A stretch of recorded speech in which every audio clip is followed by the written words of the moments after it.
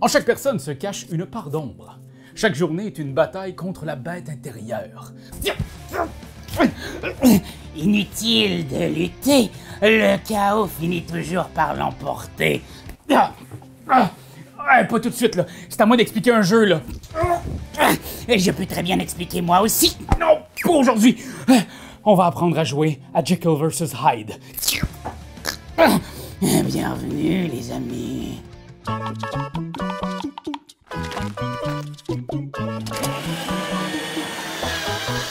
Jekyll vs Hyde est un jeu de cartes pour 2 joueurs qui se joue en près de 20 minutes. Un des joueurs incarne le Dr. Jekyll, un scientifique anglais qui a découvert une formule qui donne au corps les pires aspects de sa personnalité. Mr. Hyde sera incarné par son adversaire.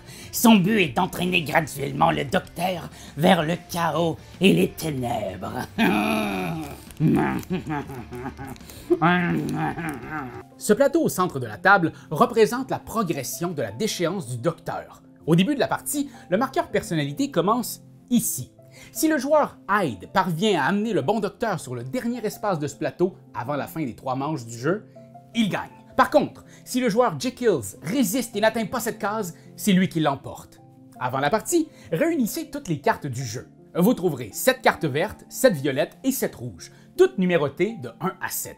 Ajoutez-y aussi les 4 cartes potions. Mélangez le paquet ainsi formé avec soin. Je m'en occupe. Jekyll vs Hyde, c'est un jeu de pli.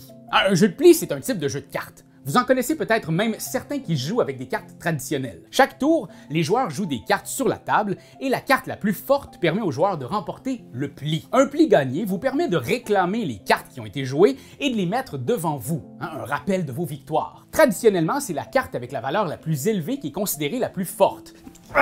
Mais ici, il y a une nuance importante. Certaines couleurs vont être plus fortes que d'autres, vous allez voir.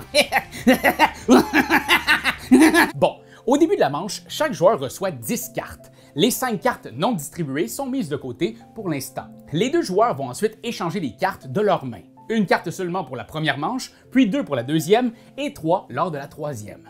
Notez que si vous avez reçu au moins 2 potions dans votre main de départ, vous devez en inclure une dans votre échange. Outre cette contrainte, vous êtes libre de choisir les cartes échangées.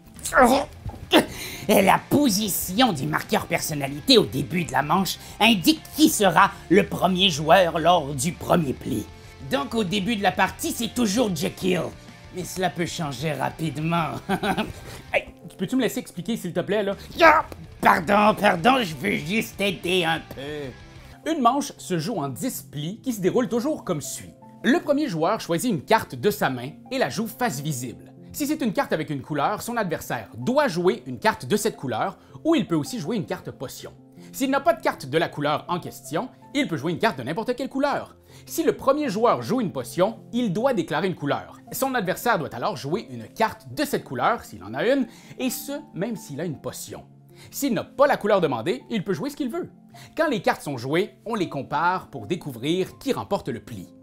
Si les cartes sont d'une même couleur, la plus grande valeur l'emporte. Oh, mais si les cartes sont de couleurs différentes, la carte de la couleur la plus forte gagne peu importe la valeur de l'autre carte. Au départ de la partie, les couleurs ne sont pas classées, mais au début de la manche, la première couleur jouée devient instantanément la couleur la plus faible, et ce, pour toute la manche. Placez le marqueur de la couleur concernée sur l'espace 1 pour vous en rappeler. Oui, et la deuxième couleur à apparaître devient la deuxième en importance, laissant donc la troisième, celle qui n'a pas encore été jouée, devenir la couleur la plus forte.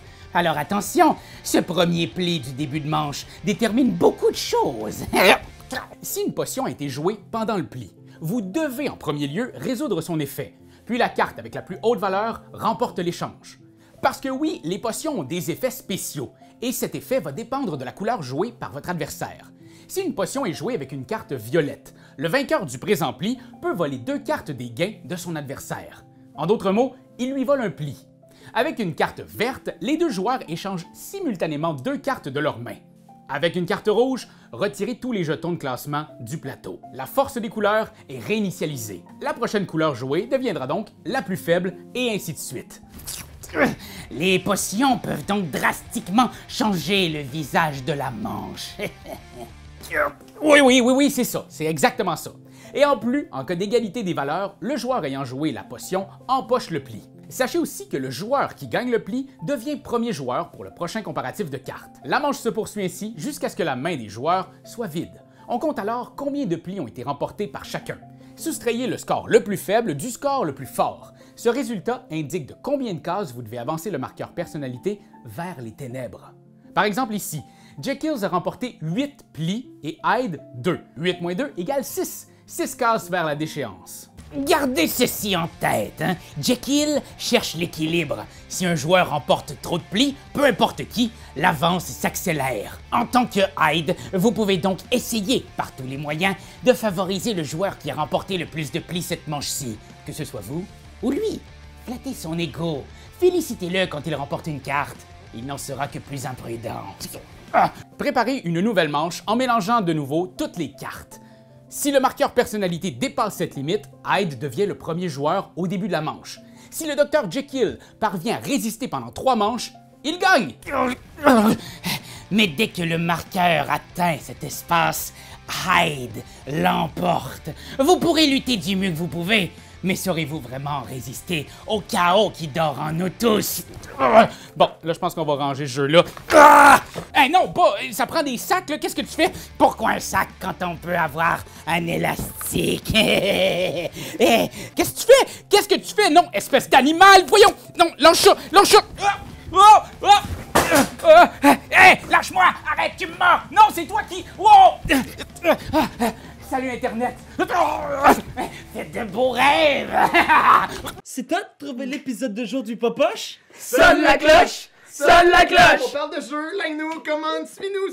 Ouais. Sonne la cloche! Sonne la cloche! Partage à tes amis, partage à ta mamie, ouais! Sonne la cloche! Sonne la cloche! Comment ton ouais, fais-le mon titi! Sonne la cloche! Sonne la cloche! Sonne la cloche comme quand Jésus a sonné à la porte pour aller souper chez Zachée.